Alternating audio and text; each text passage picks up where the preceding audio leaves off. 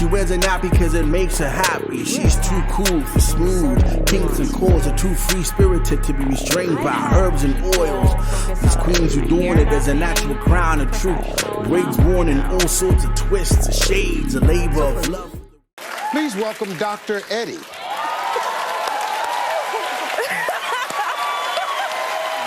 How you feeling, man? What's going on with you?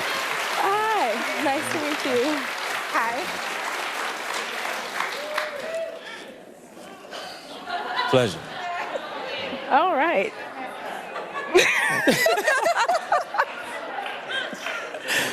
All right. Dr. Eddie. Dr. Eddie, tell Patrice a little bit about yourself. Patrice, it's a pleasure to meet you. You as well. Of course, I'm Dr. Eddie from Detroit by way of Kingston, Jamaica.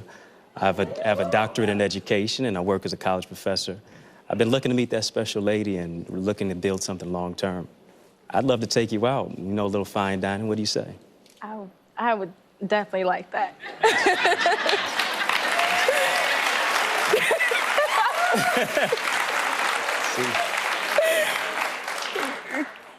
What's up, Queens? It's your girl, J. Rose, and welcome to Sisters. And speaking of Queens, it is my pleasure to introduce y'all to a brother who has been helping our Queens maintain their crowns with his amazing book series called Dear Queens. He's a nationally recognized speaker, a college professor, a cancer survivor, and might I add, he is pretty good on the eyes, ladies. So, sisters, please welcome one of Detroit's finest, Dr. Eddie Connor. Welcome, Dr. Eddie. How are you? Wonderful, J. Rose. Glad to be with you on this show. Thank you so much for the opportunity. Glad to have you with us. So I couldn't help but laugh at that Steve Harvey clip. How was it being on the Steve Harvey show? That was a phenomenal experience. Just to be able to, of course, meet Steve. He is the king of comedy, and to really see him do his thing, even behind the scenes. And then, of course, see it on camera as well. That was phenomenal. And to meet that sister, since we own sisters, and connect with her. She actually, ironically, had read some of my books even before I even knew who she was. So that was awesome to hear that she was a consumer of my reading. So that was cool. Well, that's always a plus Yeah, when they know absolutely. already. Yeah, so it's Right. Yeah, so it's definitely a pleasure for us to be able to, chop it up and kind of get to know you a little bit. I did kind of chuckle a little bit on that clip because like everyone was kind of oohing and ahhing. I was like, okay. That was hilarious. I said, oh, he must got the sauce. They over here hooting and hollering. Okay. I'm telling you. So I hear that you're the author of 14 books in total, correct? And Yeah. Okay, that's awesome. And so recently you've introduced the second volume of Dear Queens, Volume 2, which premiered this past March. And so I will be honest with you. I've said this before behind the scenes. I read both books in like a 2-day span. And that's how good it was, though. Some of the things I may mention, maybe some themes that are reoccurring in both books. But first, I want to start off by just asking, what even originally inspired you to write a book dedicated to Queens? Yeah, I wrote the first installment of Dear Queen in 2017, and the genesis of it started from my high school. I used to write love letters to girls in school. I was a shy guy, and so I was doing it anonymously and put the letter into a locker. Kept my name off it, and some of the girls found out it was me, and guys kind of got around, heard the word that hey, I'm writing poetry, and they like, hey man, write me a love letter for Shorty over here, this girl. Keep your name off it still though, and I'll give you some lunch money, or pizza and milk chocolate on Friday.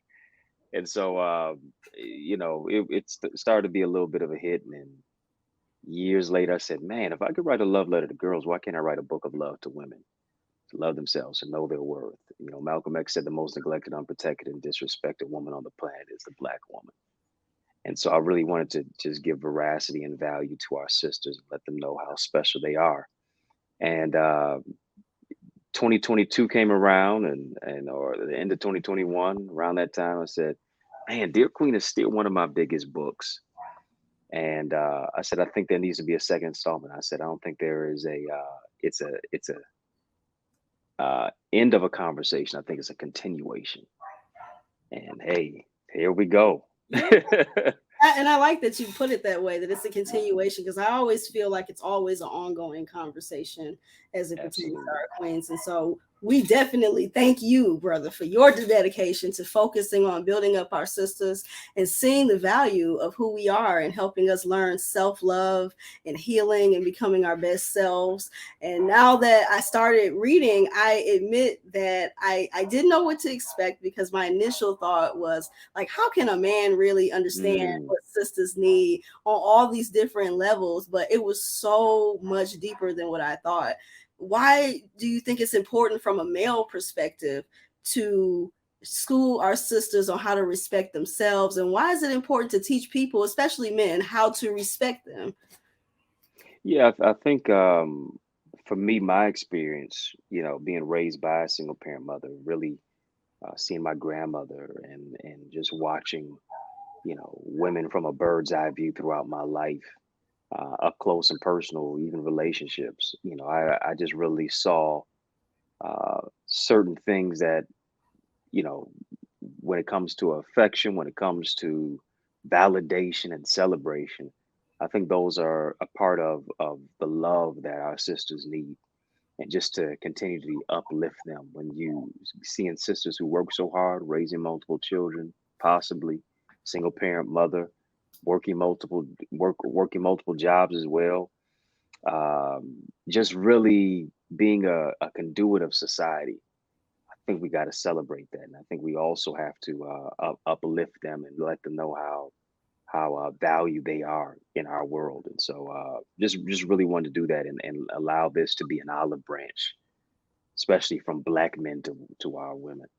Yeah. And I really like that you bridged that gap, because there's always this conversation about whether sisters are really getting love from the brothers out here. And this is just a perfect example of how, we know that our brothers love us when they take the time to write, like you said, a love letter to all sisters about your Hmm. value. And so in Dear Queen, there's a recurring theme of you mentioning that a queen's value doesn't diminish just because of people's inability to see her worth. Could you please Hmm. elaborate on why this is vital that our sisters understand what that means? Yeah, I think loving yourself and knowing your worth is not predicated on other people. I think it first begins with yourself. You can't expect anybody to love you if you don't love yourself. And oftentimes we have to peel past all the layers, take off all the masks that we've been wearing, and really look through the trauma, the triggers, the emotional incarceration of what it is that we have experienced. Yes, forgiving other people, appropriating God's forgiveness in our life, but also forgiving ourselves, for allowing the mistreatment to take place, or not blaming ourselves because of somebody who gaslit us, somebody who made us believe that we are not who we are, being manipulated. And really, a manipulator is always going to make you feel bad for what they did to you. And so, peeling past all those layers, despite the makeup, the lashes, the red bottom heels, hair done, nail done, everything did. Are you fancy, huh? And really loving what you can't see, really, I think, becomes a substratum for the book. I agree. Yeah. And then there's always this conversation about whether sisters can be able to have that coexistence with each other, which is another Hmm. thing I saw in the book. And I always hear this, and I've been guilty of being that sister that's like, I don't really rock with a whole lot of other female friends, or just having a challenging time working together in harmony amongst other sisters. And so I always wonder, how do you feel about the idea that sisters need to learn to build relationships and collaborate, as you say, instead of competing against each other? Yeah, we always say you are your brother's keeper, but I think there's also an aphorism which speaks to being your sister's protector. And I think real queens don't compete; they collaborate. Being able to complement, being able to collaborate together, and seeing that we have more in common than we do divided. You know, uh, just because you're different doesn't mean you're deficient. And I think really being able to look past the veneer and, all that she thinks she all that, and, how sometimes women and men come together. Like, boy, I had this perception of who you were, but when I actually got to know you on a different level, you just like me. And I think when we realize we have more in common than we do divided, we're actually, teamwork is going to make the dream work. We are better together. It becomes a place to where we can not bridge or be divided as a wall, but really create a bridge to come together and work together as well. That was a really great message as far as how you were able to mention to sisters that we need to be able to learn to collaborate with each other, to really to build those relationships with each other, because I think we need each other more than we think. Yeah, yeah, So, yeah, and absolutely. yeah, and so one of the other recurring things I noticed throughout both books is that the topic of self-love. And I'm Mhm. sure most sisters, including myself, have struggled with feelings of low self-esteem, valuing the person that we are. What would you say to sisters who struggle with feeling like royalty, in a sense, when it comes to strengthening their own self-esteem? Hmm. I think it's important to honor your emotions. I also think it is important as well to look at what causes the trigger of what it is to where you feel inadequate. I think oftentimes our inadequacies are idiosyncratic to our circumstances, whether there's a lack of love in the home, whether they're a mother, whether they're father wounds, whether there are individuals who put you down throughout the course of your life. And even when you think about self-esteem, the prefix is self.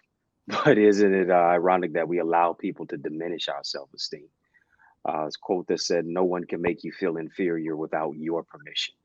And so, being in a place to where you deny permission to other individuals of how they are going to make you feel, no trespassing on who it is that you are, to overcome those traumas, to heal from the vestiges of your past, to love yourself through what you have gone through, and see that yeah, you took a few L's, but you can bounce back. And if you took any L's at all, it should be lessons, it should be love, it should be leadership, it should be leveraging your purpose. It also should be that you took the Lord with you too.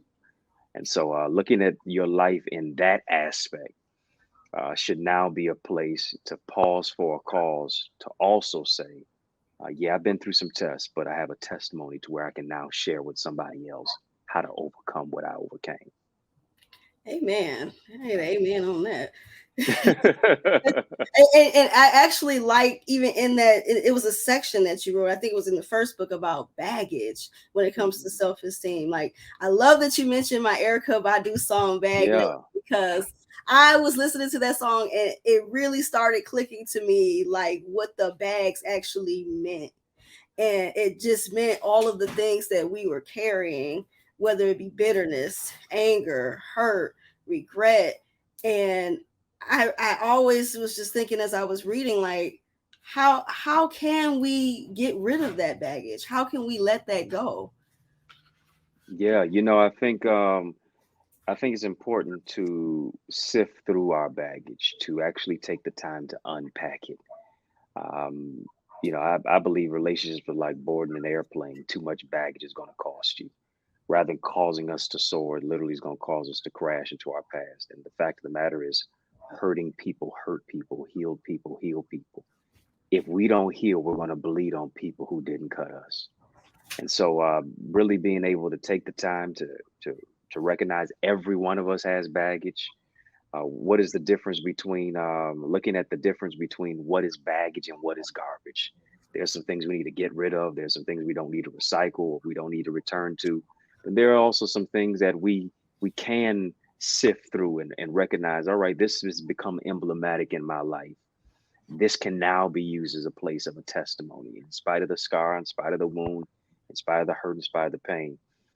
It can be placed to where I can profit from my pain. I can teach, I can mentor, I can empower other individuals. And then also, I can also take some time to engage in self care beyond just a therapeutic massage, actually going to therapy, actually going to a counselor. In the multitude of counselors, there is safety. So being able to talk to individuals about what it is that you have gone through, and heal your mind, heal your emotions, and heal the inner wounds of what it is that we have experienced, and find wisdom from it. Amen. And one question before we go to break. I know you mentioned really something really good about the superficial nature of the times that we're living in, as far as social media driven area where sisters are doing all sorts of different things in order to receive validation from the outside world, whether it be through pictures or likes or comments. Can you briefly just tell us why is it important that our ladies, our sisters, understand in the age of social media why there's more to who they are than looks and likes? Yeah, I really believe in what they say, that the average person touches their phone about 2 to 3 thousand times a day. And so we have become so stimulated by the stimuli of our world. And of course, we connect to our world through our senses.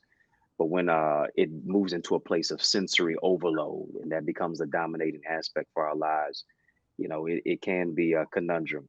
And I think oftentimes, especially as we are receiving the dopamine high from social media, from likes and getting all the attention, I think need to look past the veneer of filters. Beyond the filters that we wear on our photos and we put in our place in our photos, a lot of times we're wearing filters in our own lives. COVID-19, I think it became a precarious pandemic because we didn't just start wearing masks. We've always worn them. It was our notoriety. It was trying to get fame and acclaim. It was the 15 seconds or 15 minutes of fame. Looking at the adoration where it came from others. And oftentimes likes now become greater than love because we lack love internally. And so beyond looking at just the exterior, focusing on the interior, to recognize that our value is not predicated on going viral. Our value is not predicated on being a social media handle or hashtag to become popular, but it's about being powerful. And I think when we recognize our value and we use social media, but we don't allow it to use us, then we have a different perception of our world. That's a really good way to put it. And I totally agree so much that sisters really need to look for internal validation and spiritual validation first. Mhm. And by the way, I definitely want to give you props on mentioning one of my other favorite songs that you mentioned in there. It was a Beyonce song called Pretty Hurts, because Mm. it is the definition of what queens need to hear. Because as she says, it's the soul that needs the surgery and not the body. And so with that, Right. we're going to go to like right. That was fire right there. So with that, we're gonna go to a quick break and we will be right back here with Dr. Eddie on Sisters here at Be More Radio. As an Olympic athlete, I prepare for everything. So when I became pregnant, I thought I was ready. But at 32 weeks, I was diagnosed with severe preeclampsia and had an emergency C-section. Looking back, had I known the warning signs, I would have talked to my doctor sooner. Too many women die of pregnancy-related complications, and most are preventable. If you or someone you know is pregnant or recently had a baby, learn the warning signs. It could help save her life. Hear her. Welcome back, Queens, to Sisters right here on Be More Radio, where I am kicking it here with our guest, Dr. Eddie Connor, author of the 2-book series called Dear Queens. Well, Dr. Eddie, we talked a lot about the making of Queens as a whole, but we have not yet heard a whole lot about you and your background. So I'd love for you to please touch on a little bit about your background and kind of how you even got led to writing in the first place. Yeah, I never had an intention to be a writer at all. It was an interesting journey in my life to where I endured um, the divorce of my parents, and then also going through very ordeal and tough time in my life, being diagnosed with stage 4 cancer. I was experiencing chest pains as a kid and didn't really know what was going on. Oftentimes, vulnerability and masculinity cannot coexist in the same space. Oftentimes, that vulnerability is seen as femininity, as a boy becoming a man. And generally seeing pain as weakness leaving the body, don't want to be categorized as weak or soft or any of that nature. And so I kept the pain that I was experiencing inside. Little did I know it was a tumor forming in my chest, wound up being, as the doctor said, NHL, which I thought was National Hockey League. But the doctor said no, is a non-Hodgkin's lymphoma, stage 4 cancer. And so going through chemotherapy, radiation, my own father not visiting me one day in the hospital, people who I thought were praying for me, but were literally praying on me, expecting my demise. I had to fight through what I was going through, a praying mama, depending on God's word, leaning on the Lord. I'm blessed to find the cancer and make it through that tough time of depression, mental discombobulation, and really be here to walk in destiny. Well, thank God that you are here. It's so remarkable. I think I don't even remember ever hearing anyone ever coming back from a stage 4 cancer diagnosis, especially at a young age. And just all of those things that even go on with that. And is there any advice that you can share for anyone that may need to overcome, not just physically, but just to overcome mentally as well? Yeah. I think as I was looking back, and as I've looked back most of the time, throughout my life, I realized God didn't bring you this far to only bring you this far. And a knockdown is not a knockout unless you stay down. As Muhammad Ali said, the canvas is no place for a champion. Big Sean, the rapper, said, last night took a L, but tonight I bounced back. Being able to bounce back from a setback, because a setback is a setup for a comeback. To be able to recoil, to get back up again, to realize that you can't spell don't quit without do it. And has to be the mindset that we have to have in spite of all that was experiencing, all the things that we've experienced and that have taken place. Bouncing back from a setback and getting back up again is what it's about. And I like that you saw the can in cancer, as you mentioned. And I think it's just really awesome that you were able to still have a positive mental attitude about the situation. It doesn't mean that you still didn't have your moments, but it was really, really refreshing to hear that you actually saw the positive and then how you could be able to overcome. I also am curious to know, and maybe this kind of ties back to the book a little bit. You mentioned something about just because something is quicker doesn't mean that it's longer, because sometimes we have these expectations on where we should be and shouldn't be, or where we should, where we think we are versus where we actually are. And so can you explain a little bit of what that means as far as that? Yeah, I think life is not a sprint, it's a marathon. And being able to run your race at your pace, not allowing you're comparing your chapter 1 to somebody else's chapter 30. Recognizing, what is for you will take place for you in time. It may not happen as quick as somebody else. But the thing is, if God is blessing your neighbor, that means he's in your neighborhood. It's only a matter of time for what you and I are going to get that will become ours. So I think not comparing, but actually maybe looking at somebody else's life and saying, what can I adopt in my own? I like that. So if it's a blessing to your neighbor, somebody is in the neighborhood. That's right. Amen. And I really like that. And I also really like the fact that you distinguish the difference in the books about the difference between being a female and being a woman, or being being a queen. And I was kind of stuck for a little bit, but I'm starting to catch it. But what would you say is the difference, in your opinion, between a female and a woman? Yeah, I think a female is a matter of birth. A woman is a matter of choice. You have to choose to grow up, to mature, to develop. And I think it really speaks to the mentality of what it is that we have experienced. It's maturational development. It is ownership. It is accountability.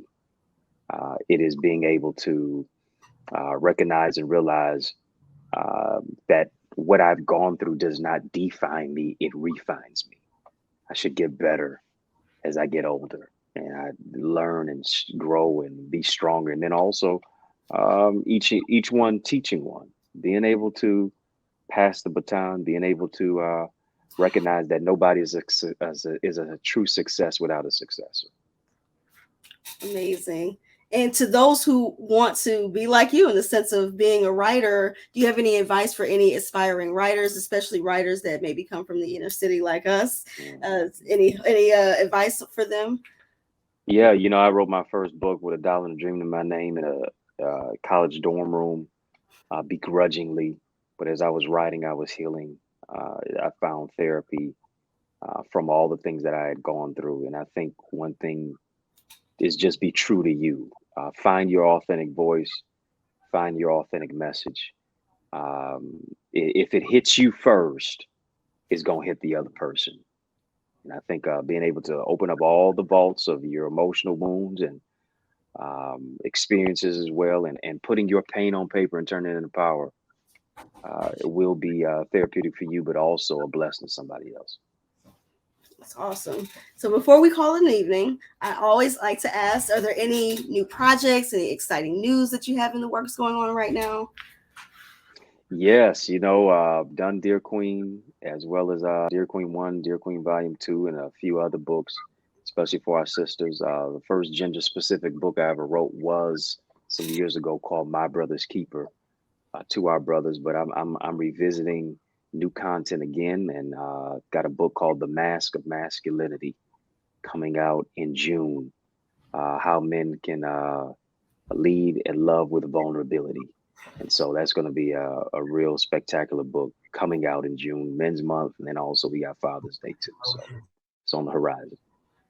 It's awesome. I would be on the lookout for that. I would definitely buy a copy for my husband. Definitely. You got a fan out of me. I'll tell you, definitely. Oh, cool. Yes. I appreciate you. Yeah, we got to support each other, especially coming from the D. We definitely have to. What up, though? 313. Yes. And so we as sisters, we definitely would like to thank you, Dr. Eddie, for hanging out with us, dropping a few gems on our queens. And we for sure want to give you our stamp of approval. And Dear Queens, which is straight fire and all facts, can be found via Amazon.com or www.dreddieacademy.com/Dear Queens in the paperback as well as the digital version. So thank you so much for your time, Dr. Eddie. We really appreciate you so much. And we love to have you back. Yes. Awesome. I'd be glad to. Of course, we love to have you back. So next week, we will be talking to our sisters at Be More Radio. We'll be talking to some of our sister alumni here at Be More Radio. We have a sister by the name of Brenda Walker, who has been taking the film industry by storm right here in Metro Detroit. So stay on the lookout for that. And we will see you next time right here on Sisters, right here at Be More Radio. She wears a nappy because it makes her happy. She's too cool for smooth. Kings and queens are too free-spirited to be restrained by herbs and oils. These queens who doing it as a natural crown of truth. Wigs worn in all sorts of twists, shades, a labor of love for the roots expressed by the child of Africa's soil. It's worth the toil. Woolly curls aim for the sheepfish, so pick a stance. If you dare to take a glance, her thoughts will ascend you. Trust me, let's give her a chance. A pair of shears for a sheer of locks, a twist to unwind the combination to the safe, where the keys to her heart are best.